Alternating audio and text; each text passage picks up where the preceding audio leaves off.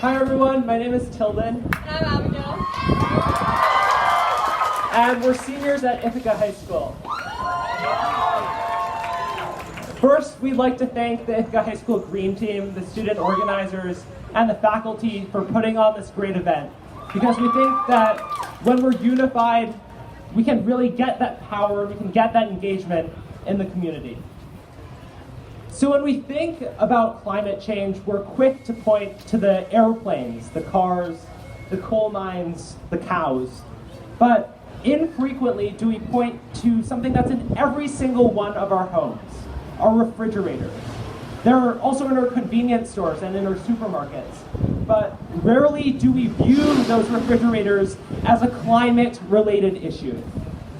We can all agree that carbon dioxide and methane are bad, but we almost never point to hydrofluorocarbon refrigerants, HFC, the greenhouse gases that flow through most of our refrigerators today.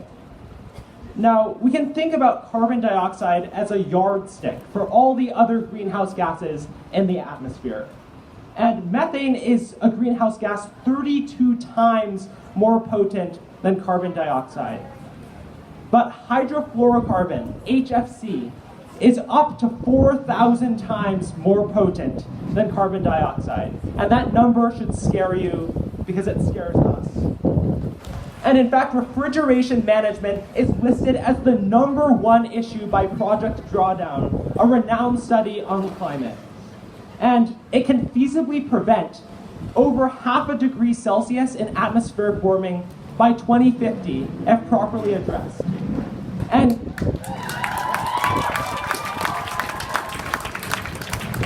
to us, it seems like this issue is hiding beneath the surface.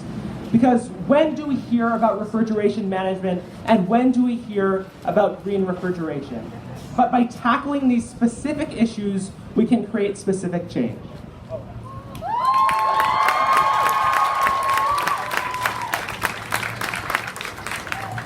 So last April, Tilden and I were awarded a Sustainable Tompkins Youth Climate Challenge grant of close to $1,000 to fund Keep It Cool Tompkins, a climate initiative dedicated to mitigating HFC emissions.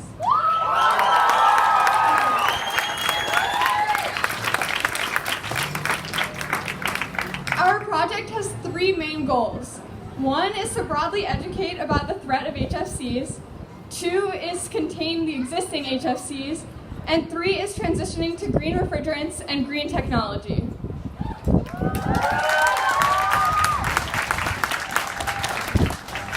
The Youth Climate Challenge will provide $5,000 for small grants up to $1,000 to support projects that reduce carbon dioxide emissions or spread awareness of how climate change will affect the Finger Lakes region.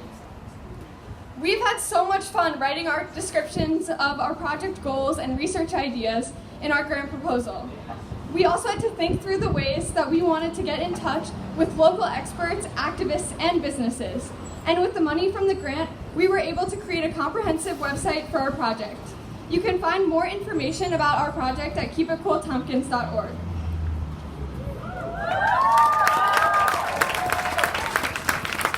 Today, we reach over 500 businesses, community members, and website readers, and experts every single month.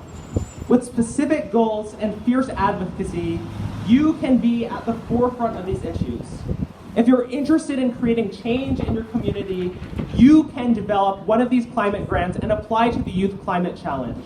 The next deadline is April 1st, and for more information, you can go to sustainabletompkins.org or email gay@sustainabletompkins.org. You can find these specific goals, and you can lead one of these projects. It's super easy. Abigail did it last year, and we're really, really excited to continue to lead this project in the community.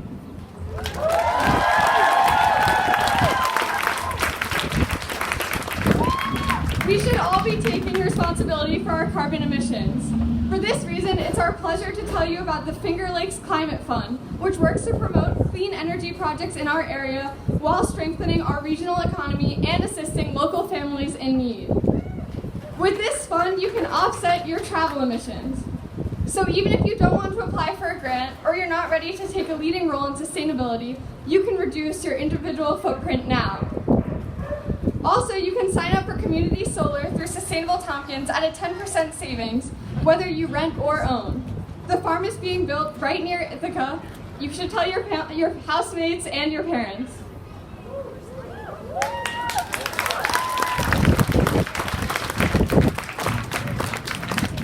And let's remember that our ability to transform how we approach climate change is at our fingertips.